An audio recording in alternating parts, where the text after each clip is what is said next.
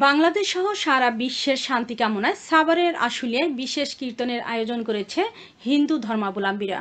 রাতে আশুলিয়ার ধামসোনা ইউনিয়নের গোপালবাড়ি বৃন্দাবন মন্দিরে এ কীর্তনের আয়োজন করেন হিন্দু ধর্মাবলম্বীরা। মাসব্যাপী এ কীর্তনের উদ্বোধন করেন আশুলিয়া থানা বিএনপির সাধারণ সম্পাদক আব্দুল গফুর মিয়া। এ সময় হিন্দু ধর্মাবলম্বীরা সারা বিশ্বের শান্তি কামনা করে বিশেষ প্রার্থনা করেন। বিস্তারিত দেখুন স্টাফ রিপোর্টার বাবুল আহমেদের প্রতিবেদনে। নমস্কার মুসলমান ভাইদের, আসসালামু আলাইকুম। সময় অত সংকীর্ণ, আমি আরেকটি স্কুলের প্রোগ্রামে যাবো, সেই জন্য আমি আপনাদের সময় দিতে পারছি না বলে আন্তরিকভাবে দুঃখিত। আপনাদের কীর্তন চলতেছিল, সেই মাঝখানে সময় নেওয়ার জন্য আমি আন্তরিকভাবে আপনাদের কাছে ক্ষমা চেয়ে নিচ্ছি যে আপনারা কীর্তনের কাজ চলবে।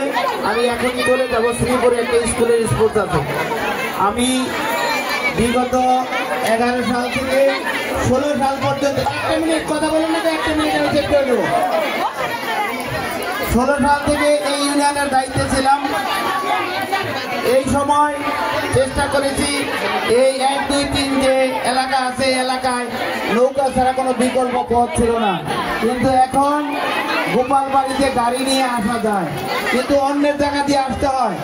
আমি এখানে দাঁড়িয়ে ঘোষণা দিচ্ছি, ইনশাল্লাহ এই 2025 সালে গোপালবাড়িতে ধামসোনার মধ্য দিয়ে গাড়ি নিয়ে আসা যাবে। ভালোভাবে তাদের ধর্ম পালন করতেছে।